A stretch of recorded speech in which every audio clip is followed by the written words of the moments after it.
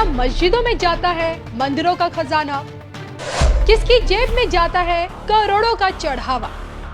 करोड़ों का चढ़ावा कहां कहां लुटाया जाता है? देखिए सिर्फ धर्म ज्ञान पर। नमस्कार, मैं हूं आपके साथ कविता राणा। मंदिरों का देश भारत दुनिया के नक्शे पर मौजूद एक ऐसा देश है जिसके कण कण में अध्यात्म की अविरल धारा बहती है। यहाँ देखिए कदम कदम पर सनातन धर्म के शाश्वत प्रमाण मिलते हैं। ऋषि मुनियों की इसी तपोभूमि पर ईश्वर शक्ति के भी दर्शन होते हैं। कुदरत की बहार भी आम जनमानस के जीवन को खुशियों से गुलजार भी रखती है। और जो कि देखिए तीर्थों के पावन दर्शन करके जन जन का जीवन धन्य हो जाता है। और इसलिए मंदिरों की दुनिया में भक्तों का मेला हर जगह नजर आता है। और अयोध्या के राम मंदिर से लेकर उड़ीसा के जगन्नाथपुरी धाम चले जाइए या फिर देवभूमि में मौजूद केदारनाथ से लेकर तमिलनाडु के मीनाक्षी मंदिर चले जाइए, हर जगह आपको भक्तों का जन सैलाब और करोड़ों रुपए के चढ़ावे से भरी मंदिरों की दान पेटी जरूर नजर आएंगी।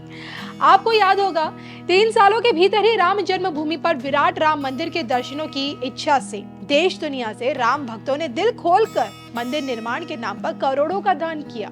आपको ये जानकर ताज्जुब होगा कि राम मंदिर ट्रस्ट ने देश के 11 करोड़ लोगों से 900 करोड़ रुपए जुटाने का लक्ष्य रखा था, लेकिन प्रभु राम के नाम पर भक्तों ने अपनी जिंदगी भर की पूंजी दान कर दी। जय श्री राम बोलकर प्रत्येक राम भक्त ने मंदिर के समर्पण निधि वाले अकाउंट में दान किया। और जब यही दान पेटी खोली गई तो 900 करोड़ की बजाय 3200 करोड़ रुपए निकले। मतलब ये कि सोची गई धन राशि से 4 गुना ज्यादा। करोड़ों के इसी चढ़ावे ने कई रिकॉर्ड भी तोड़ डाले। और इसी कड़ी में शिरडी के साईं बाबा के मंदिर में हर साल करीब 350 करोड़ रुपए का दान आता है। जम्मू की पहाड़ियों पर बसा मां वैष्णो देवी के धाम भी अमीर मंदिरों की लिस्ट में शुमार है। शक्तिपीठों में से एक मां वैष्णो देवी के इस मंदिर की हर साल 500 करोड़ रुपए की आय होती है। मदुरई का मीनाक्षी मंदिर भी उन चंद अमीर मंदिरों में शामिल है जहां की सालाना कमाई करीब 6 करोड़ रुपए है। इसके अलावा नाथों के नाथ प्रभु जगन्नाथ का धाम भी अमीर मंदिरों की लिस्ट में आता है। इस मंदिर की सही संपत्ति के बारे में देखिए कोई जानकारी नहीं है, लेकिन अनुमान यही है कि मंदिर में 100 किलो से भी ज्यादा सोने और चांदी के सामान है।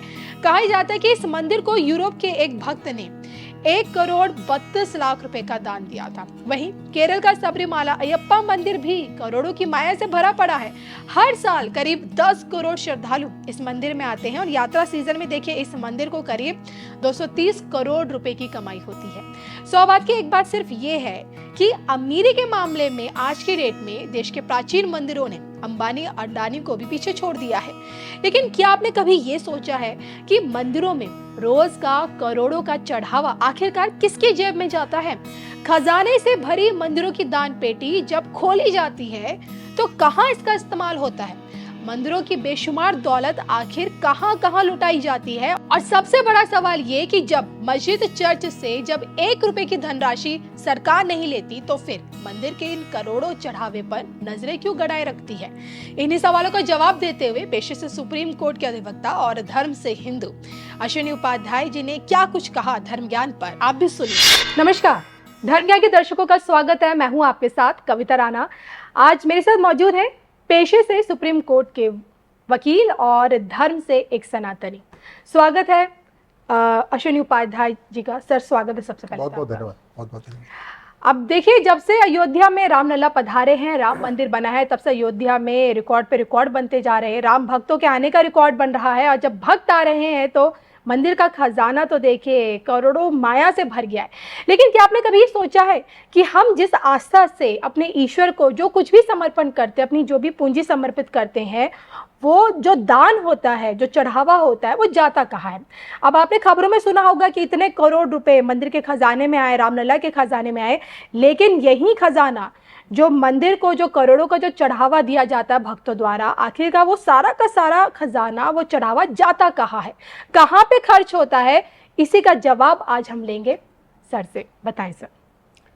देखिए, भारत में एक भी मज़ार सरकार के कंट्रोल में नहीं है, एक भी दरगाह सरकार के कंट्रोल में नहीं है, एक भी चर्च सरकार के कंट्रोल में नहीं है, एक भी मस्जिद सरकार के कंट्रोल में नहीं है, लेकिन 4 लाख मठ मंदिर सरकार के कंट्रोल में है और वहाँ जो कुछ भी चढ़ावा आता है वो सरकार लेती है जी।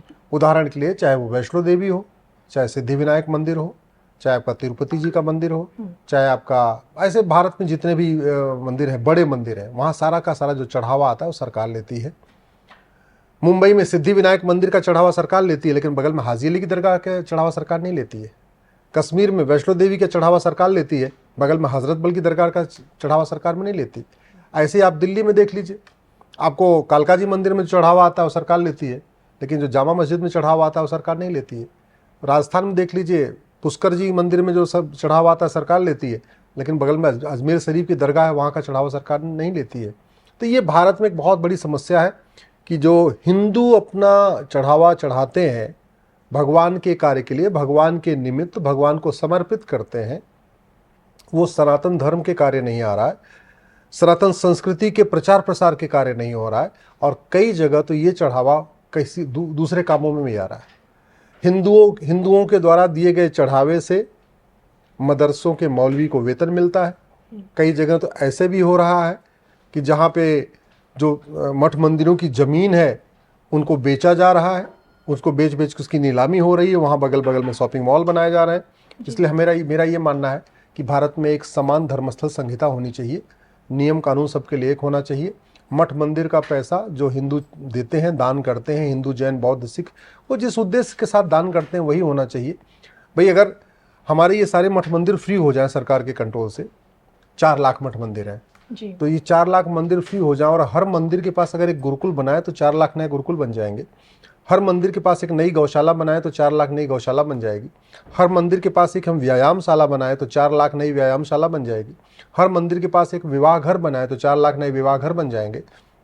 हर मंदिर के आसपास यहाँ पे एक हम वैदिक सेंटर बनाए तो 4 लाख हमारे पास नए वैदिक सेंटर बन जाएंगे। हर 4 लाख मंदिर के पास एक हम वहाँ पे लंगर की व्यवस्था शुरू करें, गरीबों के मुफ्त भोजन की व्यवस्था शुरू करें तो 4 लाख नए लंगर शुरू हो सकते हैं। तो इतना पैसा आता है, लगभग 1 लाख करोड़ रुपए आता है साल का, वो सारा का सारा जो है सरकारों ने बंदर बांट किया हुआ है। मंदिर के लिए 35 कानून है, मस्जिद चर्च दरगाह मज़ार के लिए एक भी कानून नहीं है। 1 लाख करोड़ रुपए मठ मंदिरों से सरकार लेती है, लेकिन दूसरी तरफ मस्जिद से या मज़ार से या चर्च से या मस्जिद से 1 रुपए नहीं लेती है।